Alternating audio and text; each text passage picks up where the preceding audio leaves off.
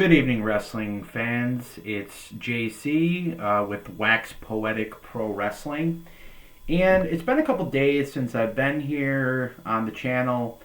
We're going to try to do this on a weekly basis, but we're going to call this Wax Poetic Pro Wrestling Random Musings of the Week. Might come up with these weekly, might come up with these every couple of days. But I will be sharing these types of videos periodically where I just kind of run over the news as it pertains to the pro wrestling world. And guys, we got a lot of news today. Today is obviously Tuesday, January the 23rd, and we got a boatload of news today. So we're going to go over all the big stories today and a couple of the things that happened over the last week or so, and also try to preview what's going on the next couple of days. Obviously, we have the Royal Rumble coming up on Saturday night, so we are working our way towards that. Dynamite is tomorrow night, and Friday night, obviously, SmackDown. But the first thing I need to do is just going to let you guys know that I have got a position for a pro wrestling news social media outlet called the Pro Wrestling World. What I will be doing for them is I will be posting on Twitter on their account. You'll be able to see my posts that I post to the Pro Wrestling World Twitter account. At the bottom of every post, we do have to put our names in of the person on the team that's posting. So if you see a -JC, that's yours truly making a post. Check us out at the Pro Wrestling World Twitter account, which is at capital PWW, the Pro Wrestling World. So at the capital T, lowercase HE _ capital letter PWW, the P _ PWW on Twitter. And you can also follow me. I am at JC Gethiker, one word, 7, JC Gethiker 7, one word, or at JC Gethiker 7, one word. I do repost a lot of my posts on from the Pro Wrestling World onto my own Twitter account, and obviously I do kind of go around a little bit on Twitter. I wasn't much of a Twitter person up until this point, but obviously with this new position, it's something I'm going to have to get used to, and navigating it's still a little bit new for me. But the important thing for me is I'm getting my foot in the door in pro wrestling media and pro wrestling news and analysis. And also I can get my name out there and promote this channel. Again, Wax Poetic Pro Wrestling YouTube channel. As I've told you already, I do have a Facebook page, Wax Poetic Pro Wrestling as well. Like I said, you can follow me on Twitter.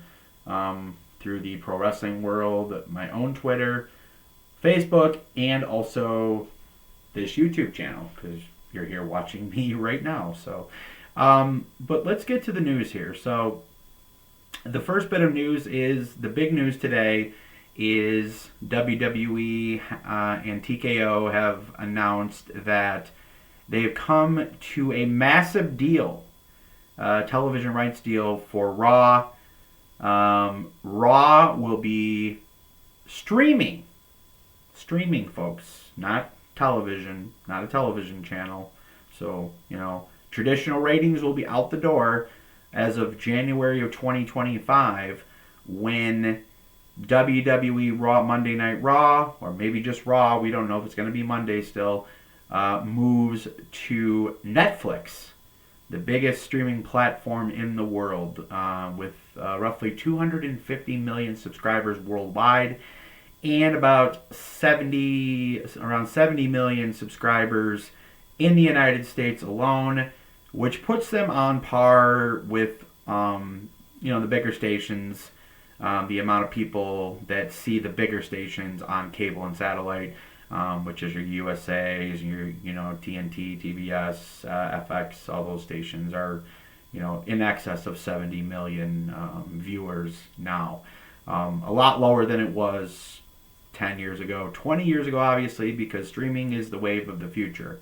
So I know a lot of the respected wrestling journalists around the world, your Meltzers and your Sean Ross Sapps, have been screaming till they're blue in the face, trying to make people understand the differences in the ratings now versus the ratings 20 years ago.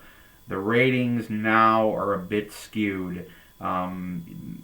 Cable or whatnot is in a lot less homes, so the ratings that they're getting really isn't an indication.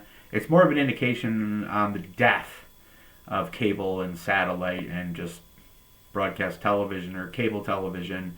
The wave of the future here, guys, is streaming. So WWE is the first company that's really gone all in on the wave of the future. They're abandoning television altogether for Raw. This might be a trend for the future going forward, depending on the health of cable and television.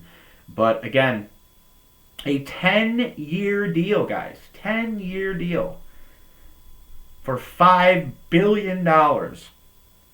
So that averages out to about $500 million, $500 million every year. It's a huge rights increase. And the thing about this is it will be exclusive rights to Raw in America, North America, Canada, I believe most of South America, and the UK. So now the TV rights for the countries other than the United States aren't as large. They would represent maybe, I guess they were saying it would be about 30% of what the normal amount would be. So I think, doing my research today, and Dave Meltzer said the deal was for roughly around, just for Raw in the United States alone, for $335 million. I think was the approximate estimate as far as how much the deal's worth just for the United States alone. And the rest of that money will be coming from all the other deals. And part of the package deal for Netflix also includes, this would include specials outside of the U.S., inclusive of Raw and WWE's other weekly shows, SmackDown and NXT, as well as the premium live events. But that's just overseas, guys. So USA still has their TV deal here for SmackDown. NXT just got their TV deal with the CW. And as of right now, the PLE's pay-per-views will be still streaming on Peacock going forward. Now, there is one little caveat in the situation is the TV deal runs out in October of this year, and the new deal doesn't start until January. So I don't really know what that means.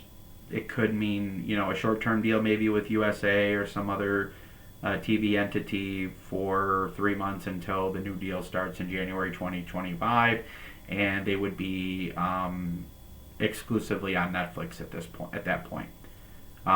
The other big thing with this deal is after 5 years, Netflix has an option to opt out of the deal, or they have the option to extend the deal by 5 years.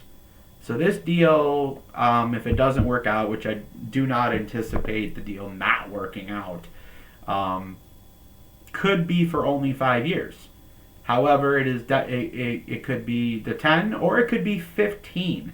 Now, I'm assuming that this is going to work out, and this is going to be a very long deal. 15 years. 5 years kind of can go by quicker, but 15, that's an awfully long time. But the key with this is if they do extend them that extra 5 years, there's no increase in the rights. The amount that WWE would get every year would stay the same. So $500,000 every year, no matter what, and it could be up to 15 years. But I do feel like this is something that's necessary for them to have done because it's the wave of the future, guys. Like I said, cable and satellite's dying. So WWE, TKO, they're smart, they understand this, and they want to ride this into the future. How ratings are calculated is a completely different thing on streaming, on Netflix, and those types of things. So, everybody in the IWC and, the wrestling world goes over the ratings with its fine-tooth comb. I think in the future, that's going to be a thing of the past, going into the future. We're counting the days down, maybe years, single years down to where it's not even going to be a factor anymore. It's not even going to be a talking point anymore.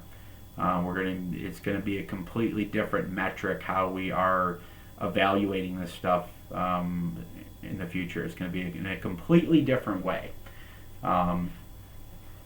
So the other thing with this whole situation is The Rock has been named to the TKO board. I'm assuming on the WWE side because it's supposed to be 6 people from Endeavor, and then 5 people from WWE, and reportedly The Rock through stock option or stocks that he's receiving for becoming a board member, he's getting $30 million just attaching his name to this. So officially, he's in a some type of capacity with WWE going into the future. I don't really know what that means as far as does he do another match, or when does the match come about? If there is a retirement match, I know he was quoted this morning saying that Roman and himself in a match headlining the biggest WrestleMania of all time would just make it that more grand, that much more larger and grander of a scale. So, and obviously they play on words here. He said a couple of weeks ago in his promo that he wanted to be the head of the table. Well, he's literally now has a seat at the TKO Endeavor WWE table. I mean, the Roman might be the king or the head of the table of the family, but The Rock is the head of the table in the corporation, in the promotion. So obviously that's a play on words too, and I'm sure if they do something, build towards a final match for The Rock, that's going to be something that's obviously they're going to play into the storyline and whatnot as well. So overall, this is a tremendous deal for TKO WWE. And like I said, it's just a sign of things to come. And how this affects AEW. Okay?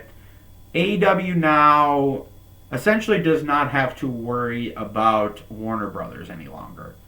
As far as are they going to get into bed with WWE, and they don't have to worry about that anymore. So really all they got to worry about is the NBA deal getting done for WBD, and once that happens, what does that mean to AEW?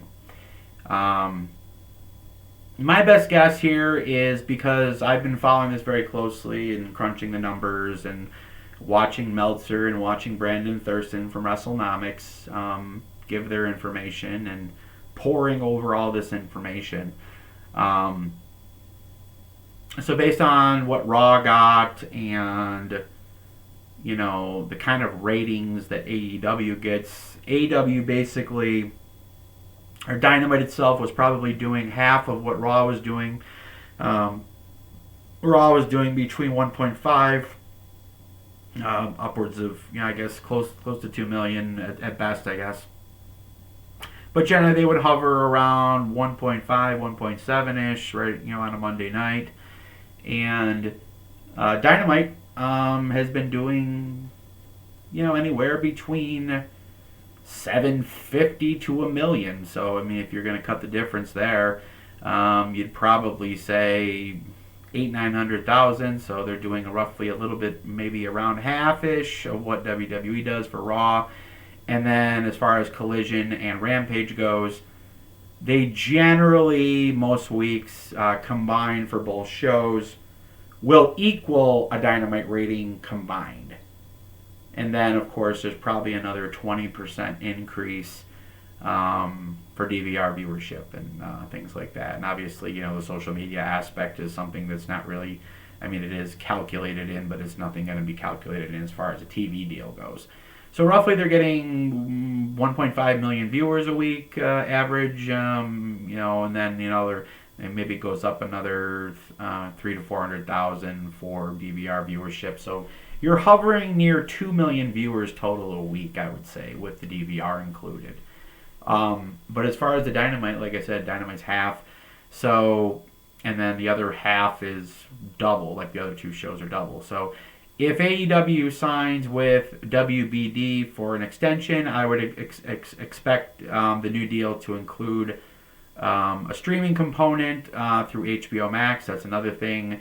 There's a rumor going around today after the WWE news got out that the AEW deal would reportedly be for HBO Max to simulcast Dynamite and I guess their other shows as well.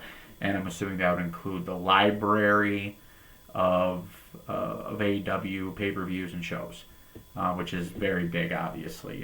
People have been clamoring for this for a long time. There's so much great content and matches that have been on Dynamite and Rampage and Collision and pay-per-views of the past that people are kind of dying to be able to just go back and pick and choose and watch what they want to watch as far as that kind of stuff goes. So that's obviously a part of it too. I've always said that this deal would be similar to the deal that Apple TV did for MLS. MLS was only drawing 300,000 viewers on average for a soccer game on cable. They got 4 years. Now, they just did get Messi into the fold as well. That does, help a little bit, boost the ratings, I think. But they just got 4 years for $1 billion, guys. $250 million. That's half of what WWE got for Raw. And it's a shorter season. They don't do it 52 weeks a year either. So that's what but people are paying stupid money right now for live sports and live event content. It's a great time to be in sports or to be in things like wrestling and MMA because people pay for live content. Pro wrestling is cheap to produce. It's reliable ratings.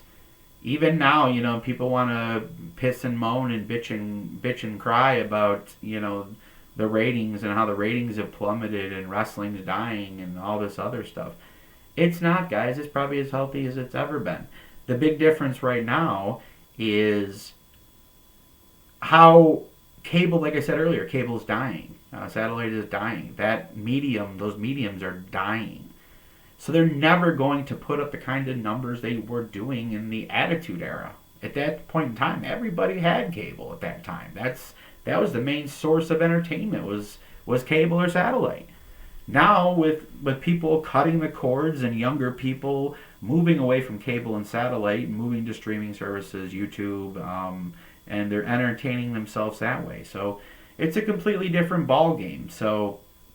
But wrestling is in a good position because it's one of the few things that really has any kind of a pulse really on cable other than live sports, other live sports, and prestige television. I guess some reality shows if they're hot. I guess there's a lot of reality shows that get hot, and people are into that. Some people are into that stuff.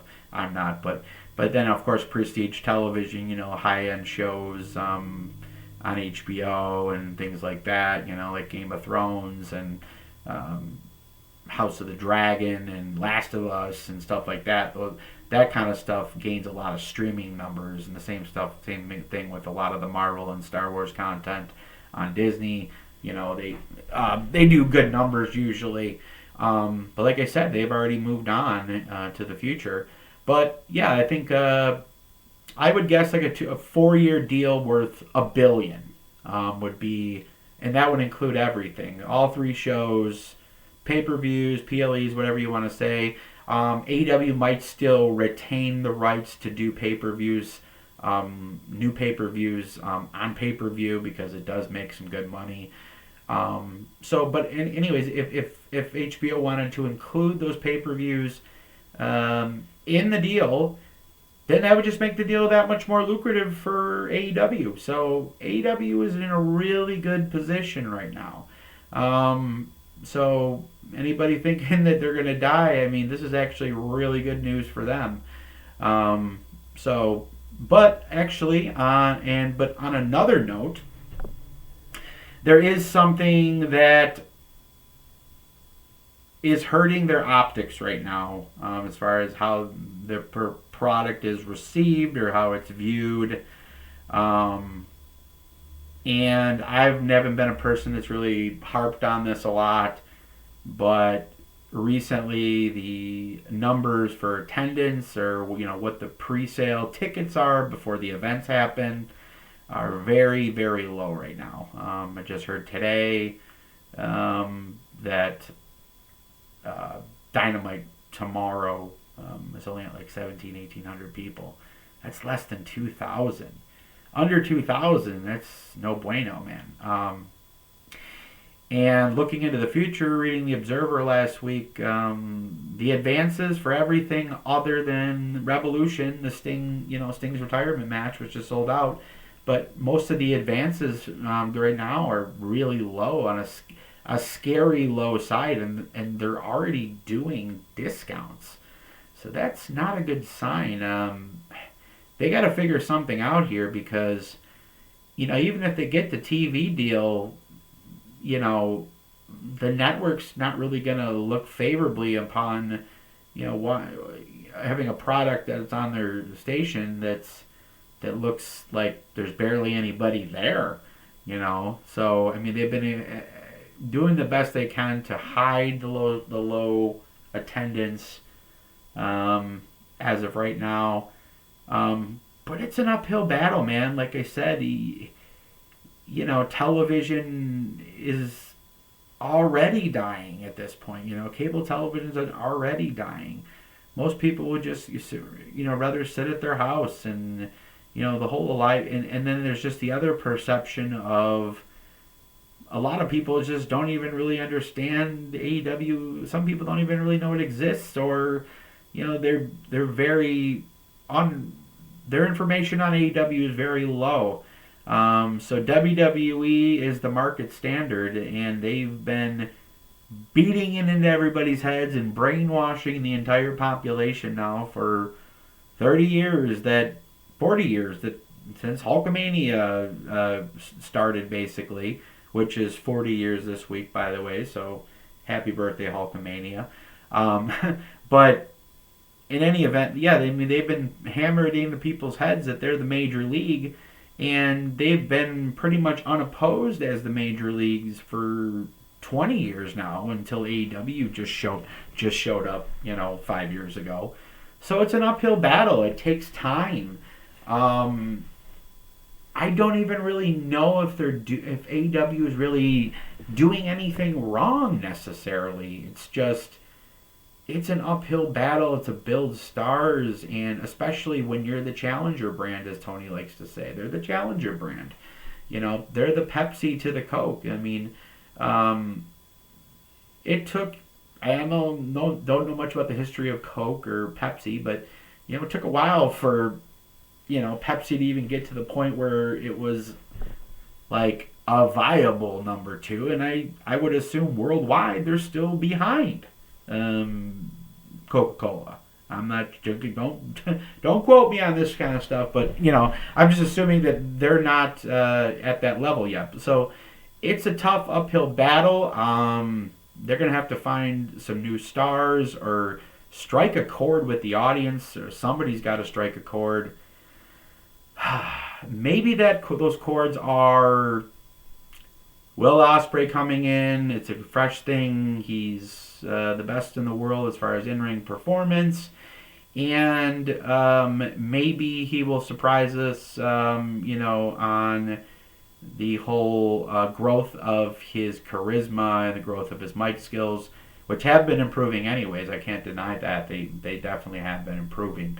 But can he even bring it to like the next level above that, or and it's the development of a lot of these younger guys too. Like, where do they end up? Do they spark something that gets AEW hot? And then the obvious answer is Mercedes Moné. Basically what's been going around the last few weeks from all the trusted sources is that the deal's in place. It's imminent. You can't necessarily say pen to paper because nobody has that for sure, for a fact. But the way they're making it sound is it's coming imminently. And the last I heard is they're looking maybe to debut her after Revolution. They kind of want to get through this cycle of builds and matches or whatnot. And then once they get past Revolution, maybe bring her in at that point. That's not actually a pretty solid plan, actually.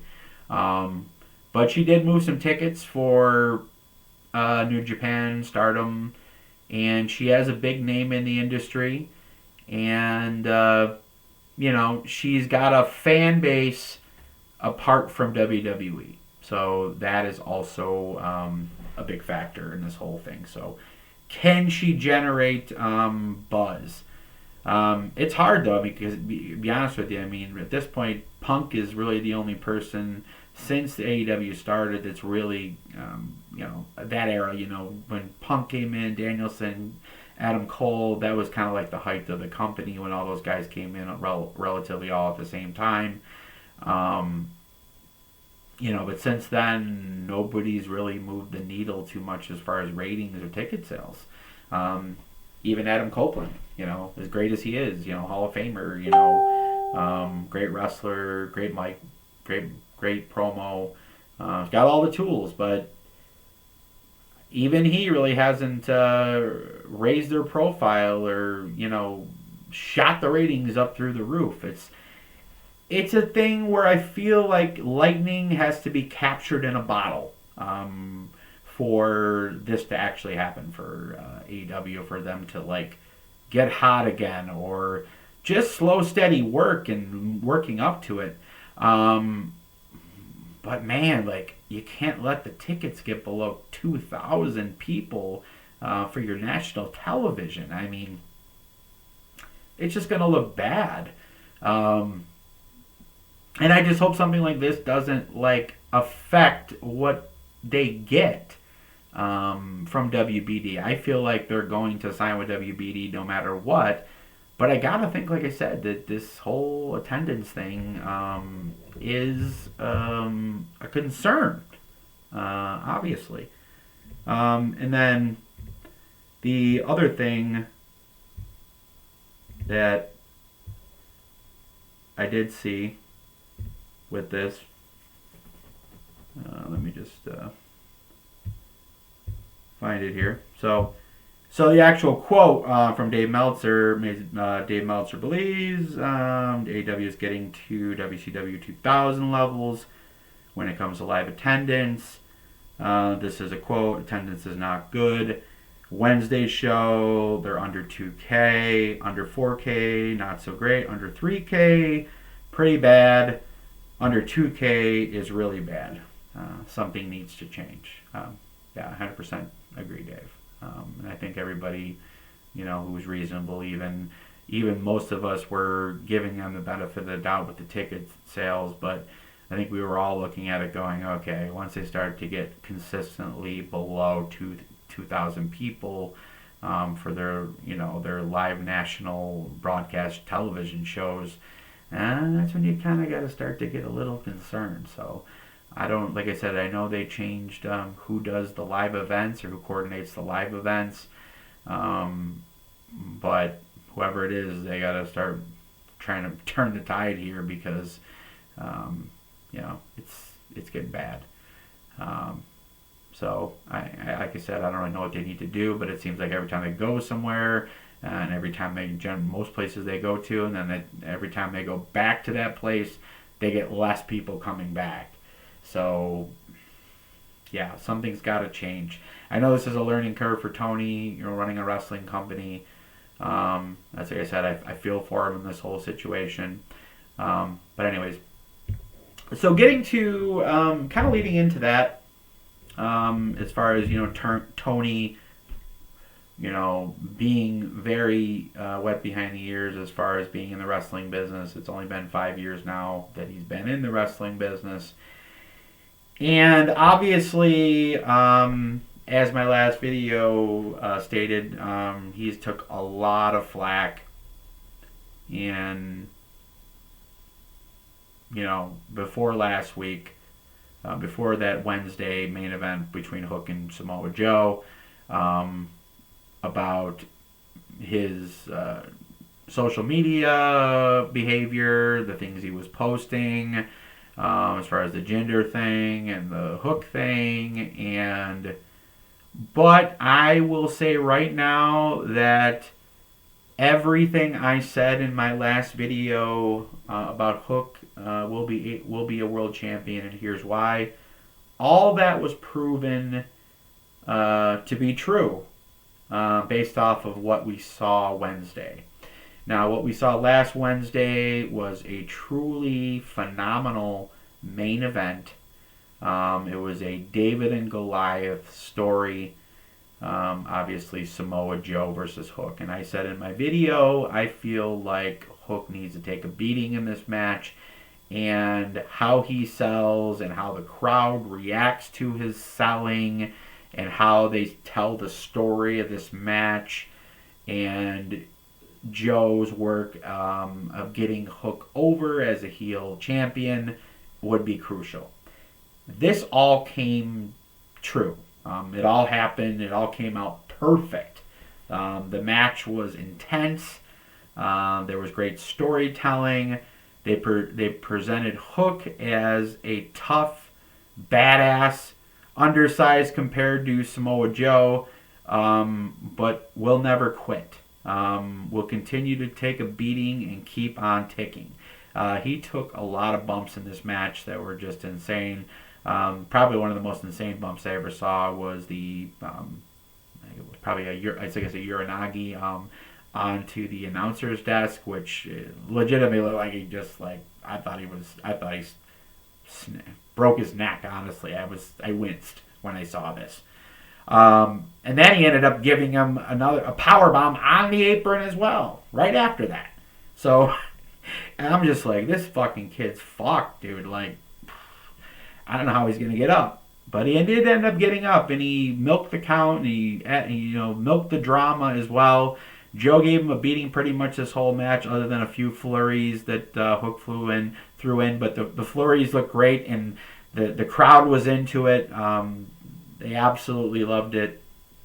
The crowd got into it at the end, or throughout the whole match. It was, like I said, it was pretty intense. The crowd never actually thought that. I don't think they ever thought that Hook was going to win, but I feel like they got behind him and they tried to help the guys in the ring tell the story that they were, trying to tell. So, like I said, Joe beat his ass for the whole match, and Hook made a few comebacks, kept making comebacks, never quit.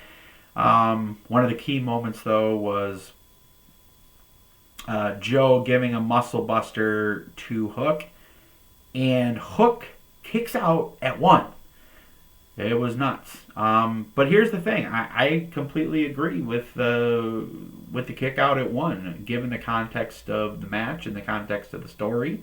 It actually made sense. And another thing that was pointed out to other people was or by other people, was before he actually covered him after the Muscle Buster, he kind of took his time covering him as well. So if you take that time in between the move and the actual pinfall, you could argue that, well, Joe was kind of egotistical and he probably should have covered him right away. If he would have covered him right away, then he would have won the match right there with that Muscle Buster.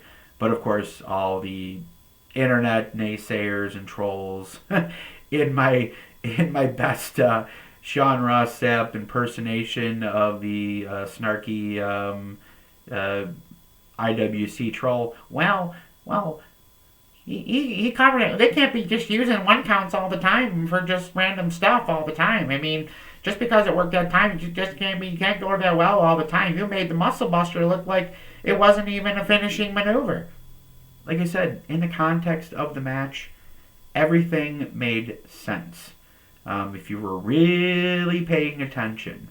But unfortunately, most people don't actually pay attention. They just look for things to bitch about, and then they bitch about them without actually thinking it through before they spew it out of their mouth or spew it into their computer screen or their phone or whatever. But that's just the age we live in. People look for reactions. We live in a troll society. And not only that, but as Belzer and Sean Ross Sapp have said many times, reading is your friend, or, like Meltzer says, or be a reading comprehension awareness, as Sean Ross Sapp would say it. But like I said, I was proven right. Hook looked like a star after the after the Muscle Buster spot. Hook made a comeback, and he was about to put the red rum on Joe. Joe blocked it, reverse, put him in the choke, and the ref did the old spot, the 1, 2, 3, and Hook was out. He never actually tapped out. He just passed out. And they did the old pro wrestling 3-arm thing, which a lot of people were in disagreement with too. That they should just as soon as 1 arm, because I guess in a way that does make sense. I guess. But there's no drama in that. The 3 arms is the fucking drama. That's the whole point of the fucking 3 arms. If it's just 1 arm, then it's the UFC, and yeah, we get that. That's real fighting. That's really how it's done. Makes it, I guess, a little more realistic. But you're kind of substituting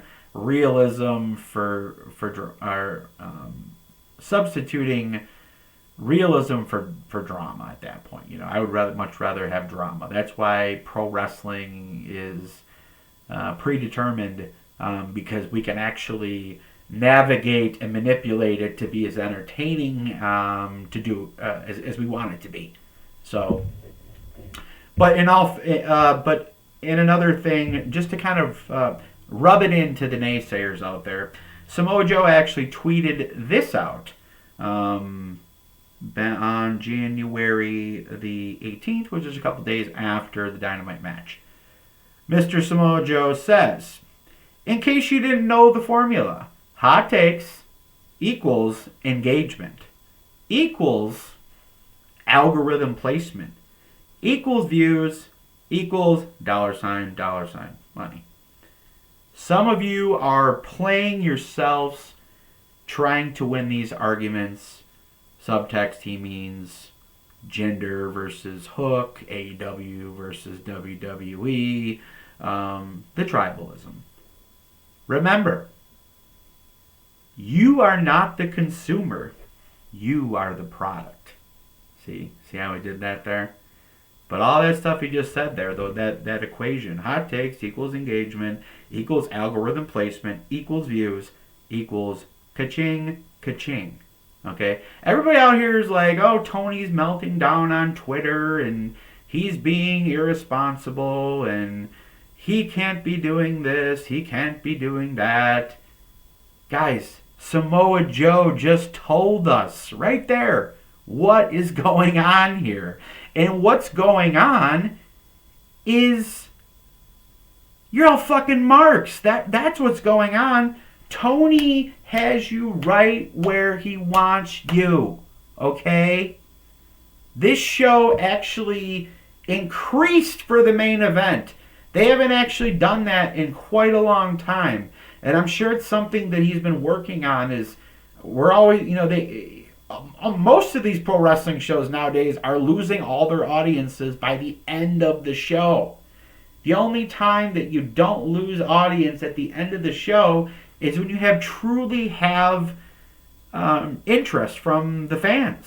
And how do you get interest now?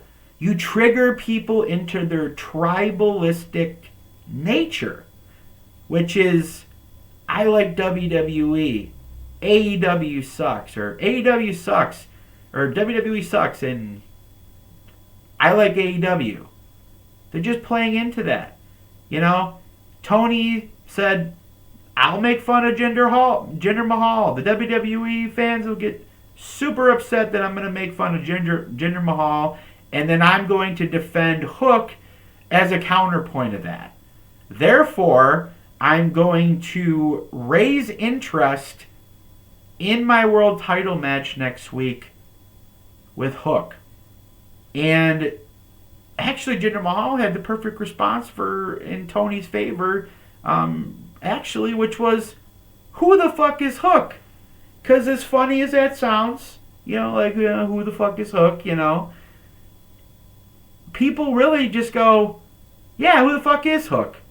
Well, I think I might need to watch Dynamite this week. I think I might need to watch that match and see who the fuck this Hook is. How dare he be on my television screen fighting for the world title? Like I said, you could argue the same thing about Jinder Mahal, obviously, for obvious reasons. But the whole point is, you guys got to remember here, Tony is an algorithm guy. He's an analytics guy. He's in the analytics. He runs the analytics department for the Jacksonville Jaguars. You don't think he's fucking in the lab fucking thinking about this shit? Going like, hey, how do we figure this out? Like, there's got to be stats here in a formula to make this work. Somehow to make the fan interest move in the direction that I want it to move without them even knowing that that's what I'm doing to them. So, like I said, guys, don't be so sure to paint Tony Khan into this clueless money mark owner that everybody wants to keep saying that he is. To a certain extent, he's naive into a lot of things in the wrestling business, I'm sure. But I'm sure he's trying to learn every day. And he's also trying to bring his personal strengths to the forefront to help him in becoming better. And I believe that last week's Dynamite, specifically that main event, was Tony making steps towards doing just that. Bringing his special talents to the forefront, analytics. And also coupling that with a tried and true wrestling thing, which is manipulation, working the audience. And that's exactly what he did with that whole social media meltdown situation that happened the week leading up to last week's Dynamite. So again, hot takes equals engagement, equals algorithm placement, equals views, equals money. Okay?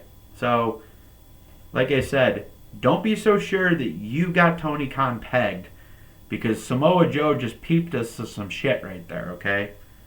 Again, some of you are playing yourselves trying to win these arguments. Those are the ones on social media, on Twitter, on Facebook. You know what I'm talking about. Yeah, you. You know what I'm talking about. Remember, you're not the consumer here. You're the product. Okay. So you know. So let's get to some other news here. And by the way, that Hook Joe match did about 890,000 and 890K viewers for the main event, which took a jump at the end of the show.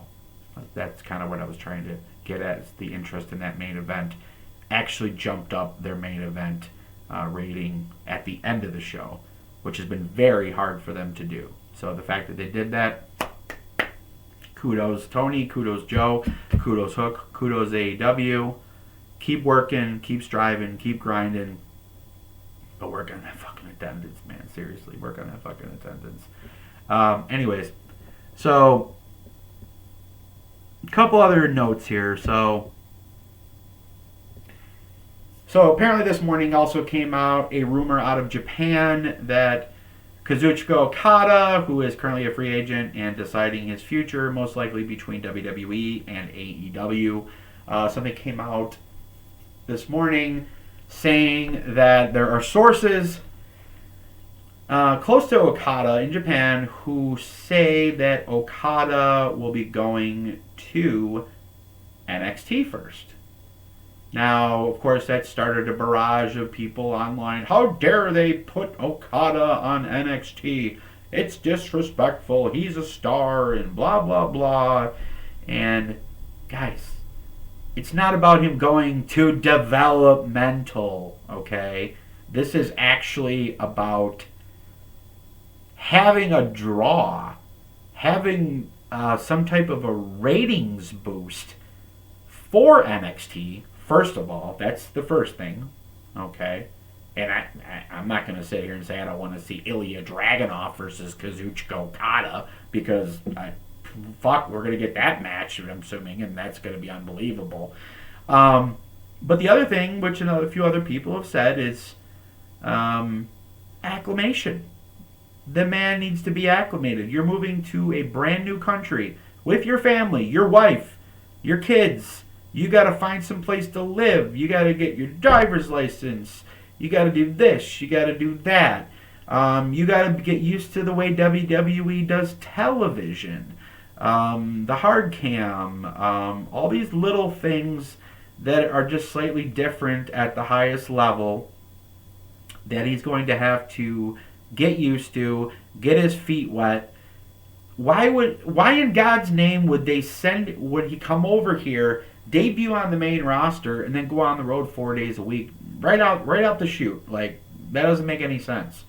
Let the man go to NXT for 6 months, 12 months, whatever it is, and be a huge star there, get himself nice and centered into being in the WWE life, where he's got to work once a week for NXT for the next 6 months to a year, and then when he's ready and when WWE's ready, they can call him up to the main roster, and he'll actually have a little bit of buzz by the time he gets up to the main roster at that point, because they would have been promoting him as the, for a lack of a better term, the crown jewel of NXT probably for the next 6 months. And this isn't a surprise. Triple H, this is something Triple H did with NXT when he was solely in charge of NXT. Nakamura, Finn Balor, Sami Zayn, Io Sky, Samoa Joe, like, the list goes on and on. Asuka.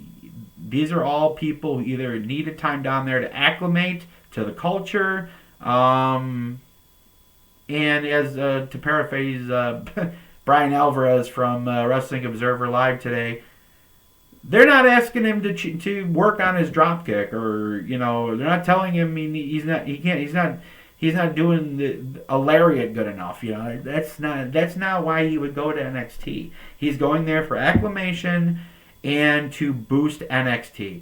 Because here's the thing. Now, I'm a perfect example of the fan that they're trying to get back, okay?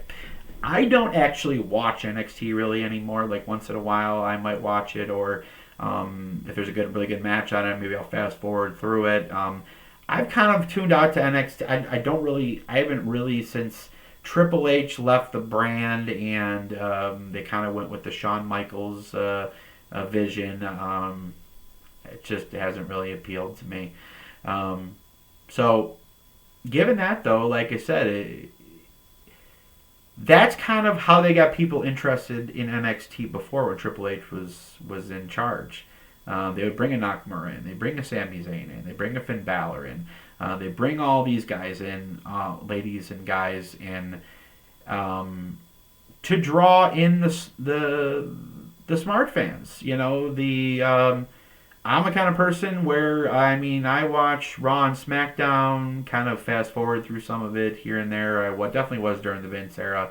Now I actually will sit down and watch these shows because I 100% enjoy, but way better than what Triple H is doing with this product right now. So I'm actually okay. I'm back. I'm gonna watch it again, at least Raw and SmackDown. But I still can't commit to NXT. Here's the thing, guys. If Okada's in NXT, I'm watching. Yeah, and that's the plain simple fact of it. And all of you are too, okay? So any of you not watching NXT or on the fence about it, or you're just like me, you're more of a pure pro wrestling fan. If you're adding a guy like Okada to your roster for the next 6 months, count me in, man. He's gonna just have dream match after dream match, and you know, I'm here for it, baby. You know what I mean? So I look at it this way: they are going to boost those ratings for NXT if he's on that roster, especially if he's on the roster for 6 months or a year. Once they move to the CW, they're going to need some people on the roster that move the ratings when it goes over to the CW. It'd be nice to have the Rainmaker on board with NXT when they make that move to the other network, wouldn't it? So yeah, I mean, I have no problem with this, but like I said, I feel like the problem with the IWC is too many people just spew off their opinion without actually thinking about what they're writing first, and then when you read it, you're just like, God, you just sound like a fucking idiot.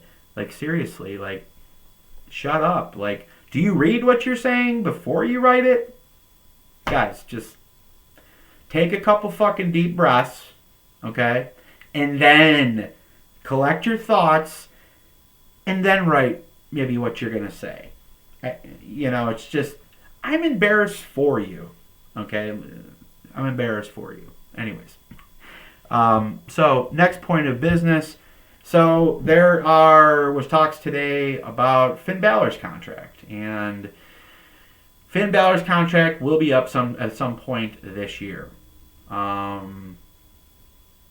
Obviously, they have the money to keep the man, and depending on what happens with AEW, with their TV deal or whatever, and a few other factors, I mean, it's possible that Finn Balor could walk. He could go to AEW. I don't know if he necessarily wants to go to AEW or if he would move the needle, as I was saying before. You need some needle movers. Or, hey, maybe he just goes back to New Japan and becomes a star in their heavyweight division. He never really got a chance to be a heavyweight, really, in New Japan.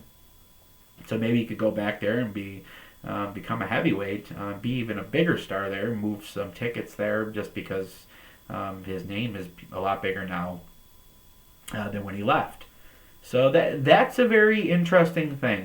So I'm keep an eye on what they do with Finn Balor on television, what feuds he's in, who's he losing to, is he putting guys over? That's going to tell us a lot about is he going to stick around or not. So, it's the same thing with Drew McIntyre. You're watching very closely what they do with Drew McIntyre, and based on that, I mean, his contract's up after I think it's in April, after WrestleMania.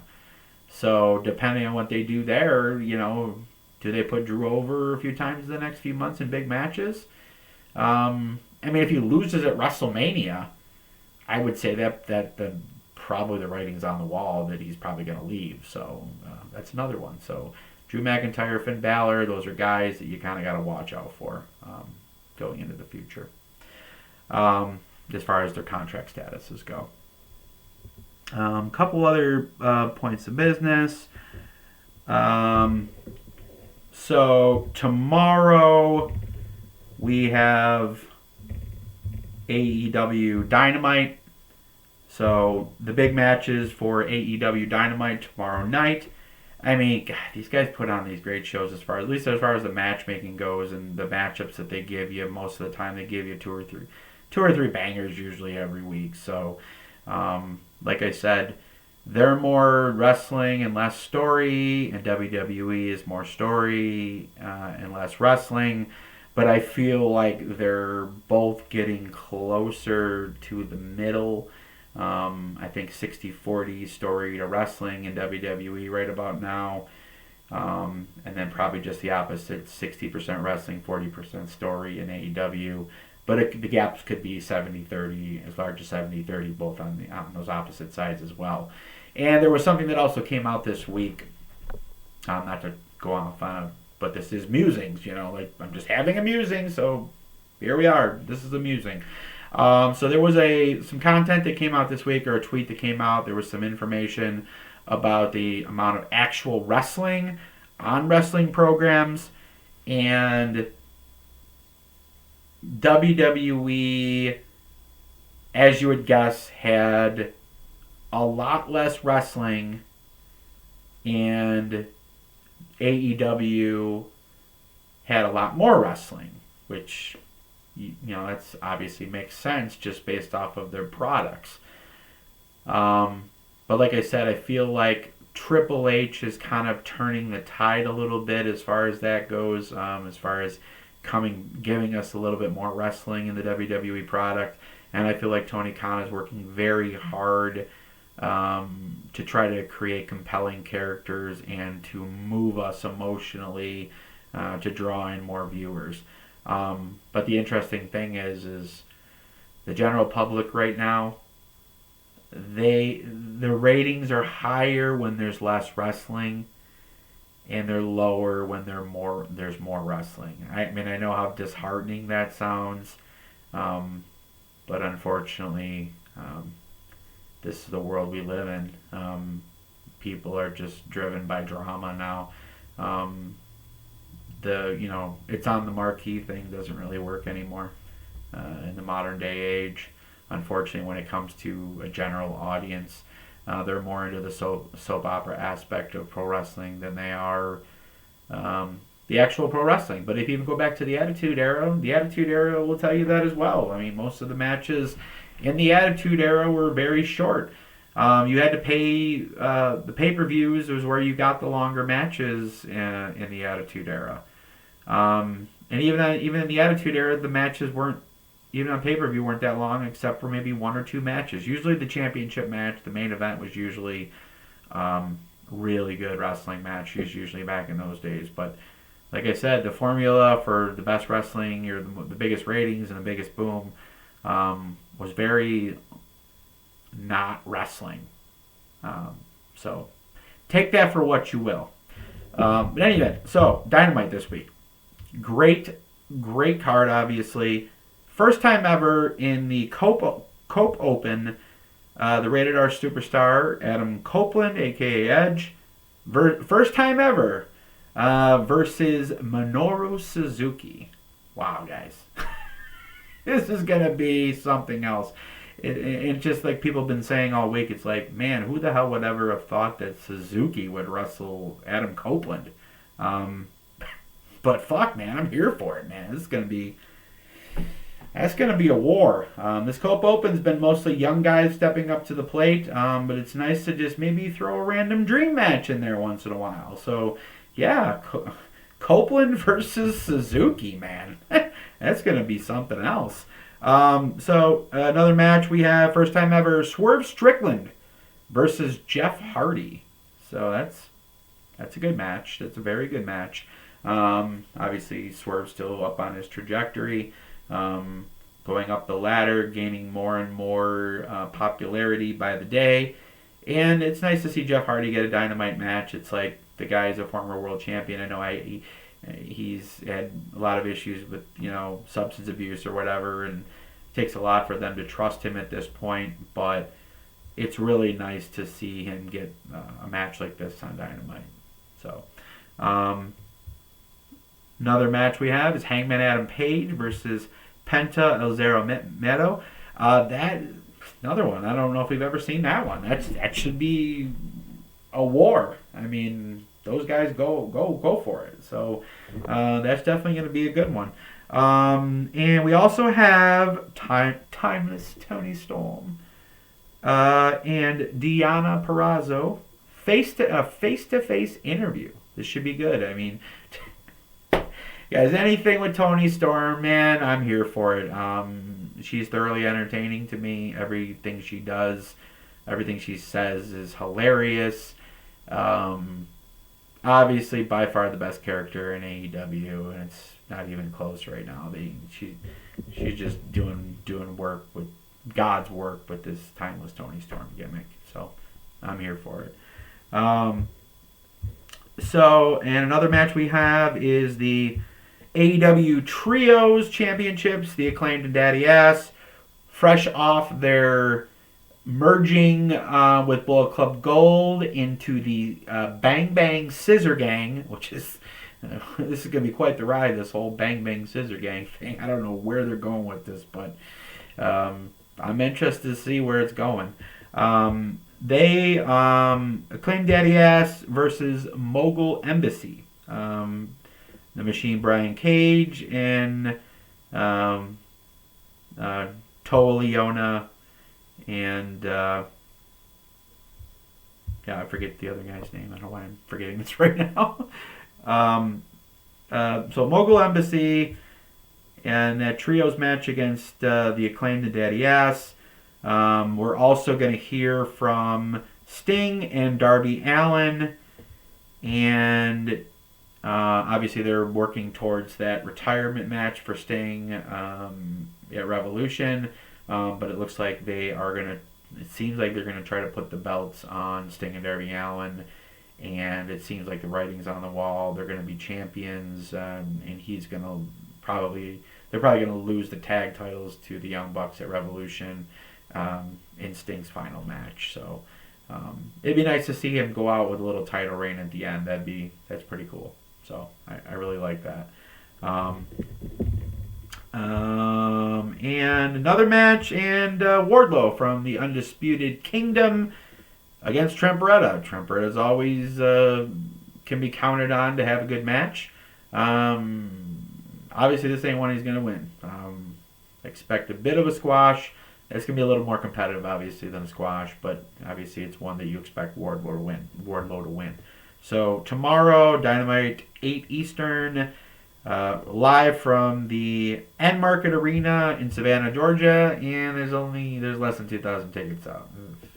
I don't know how they're gonna figure this out, but they better start just giving tickets away or something. I don't know. Anyways, so that is the card for tomorrow night. Just a couple other bits of information.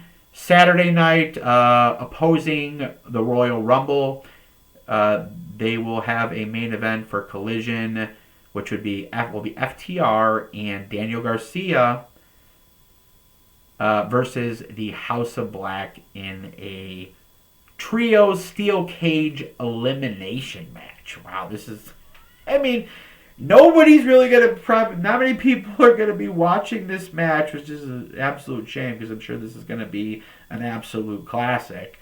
But yeah, it's a great match. I'll be setting my DVR. I'm not watching Collision that night. I'll be watching the Royal Rumble. But I definitely will be setting my DVR and watching it later. Hell, I might just leave it on that station while I'm watching the Royal Rumble. Just to get a little bit of extra ratings boost because, Rumble's on streaming and, Collision's on satellite cable. So I could do that. I could leave it on that station, then switch to my streaming, leave my box on, try to help them help them boost the rating. So I'm good like that. So but yeah, that's going to be a banger, but unfortunately they're going up against the Rumble. But hey, what are you going to do? You can try to draw a decent rating though. That's even something where you're flipping through the channels, even if you're not a wrestling fan. You stop on that, it's like craziness inside of a cage. A lot of people will just stop and watch it. So we'll see how that does. So anyways, speaking of the Royal Rumble, This week I'm going to do a feature on, it's going to be kind of a fantasy booking thing. So what happened was I watched this 3-hour video that Sean Ross Sapp and Fightful did on the Royal Rumble. It's like compiling all these Royal Rumble or these wrestler talent interviews. And Sean is very obsessed with the Royal Rumble, so he always asks all of his guests Royal Rumble stuff, stories about the Rumble, stories about the inner workings of the Rumble, how they put the matches together. So in light of some of the information that came out in this video, which I encourage you to go find, Fightful's YouTube channel, Royal Rumble. It's about a 3-hour video. You should be able to find it if you go to their channel, if you scroll down or whatever. But one of the key things, key bits of information there was that back in the day, I don't know if it's like this anymore, but for a very long time, the way that they booked the Royal Rumble was, or they put it together was, they would have one part of the entrance kind of go over and work on, so you'd be like 22 guys in the Rumble would work on the beginning part of the match. But then there would be also a separate group of people, which was the final 8, which they would have their own group, and they would talk about how the match would play out when it got down to 8 people. So they would kind of like work together. Both groups would kind of work together, but also separate. So in light of that, what I'm going to do is I'm going to do a video about my picks, my fantasy booking, or maybe my best guess as to what maybe they would do this year. So 8 women and 8 men that I will pick at my own discretion based off of my personal feelings and what I think they're going to do or what they should do, a little bit of both. So we're going to have a video where I discuss the Elite 8 for the women's and men's Royal Rumble, or a preview of the Elite 8 for the 2024 Royal Rumble. So I will be doing that video this week before the event on Saturday, probably maybe Thursday or Friday. I'll try to do that. And then next week I'm going to do another video, which is going to be my 2023 Wrestling Observer Newsletter Awards ballot. So I'm going to go over my personal ballot that I'm sending to the Wrestling Observer and Mr. Dave Meltzer and Mr. Brian Alvarez via email, and they're going to tabulate my votes for the Wrestling Observer Newsletter Awards for 2023. And I will personally reveal all of my picks, my 1 through 3 in Category A, and my sole winners in Category B for each one of the awards. So you're gonna get a sneak peek into my ballot, my thought process for 2023, what I thought about wrestling, and so that should be interesting. I don't think I've seen many people do a video like that where they just reveal their ballot and their picks for the awards this year. And then obviously down the road we'll do a reaction video once they announce the awards, and we'll compare my picks to who actually wins the awards. So that'll be another piece of content that we'll do going forward. So this has been Wax Poetic Pro Wrestling Random Musings number 1. I'm your host, JC. So I hope you guys all enjoy the rest of the wrestling this week. Wednesday's Dynamite, Tuesday tonight NXT, Wednesday tomorrow Dynamite, Thursday's New Japan, Impact. Oh yeah, by the way, go watch Will Ospreay and Josh Alexander match on YouTube. One of the best matches of the year, bar none. If you're just into like watching great matches, just go watch that match. One of the best matches of the year, so definitely worth a watch. And then, of course, Friday we have the final SmackDown, the go-home show for Royal Rumble the following day, and then, of course, Rampage, and then Saturday Night Rampage, and, of course, the 2024 Royal Rumble, which is always one of the best pay-per-views of the year. As far as WWE goes, I think it's the best pay-per-view of the year because we kind of set the plate for WrestleMania and the coming year. So to me, it's always like the most exciting pay-per-view of the year, bar none. So Royal Rumble season, man, you gotta love it. But anyways, like I said, I'm JC for Wax Poetic Pro Wrestling, and I will talk to you here and do another video in the next couple of days. Enjoy the wrestling, guys. Talk to you soon.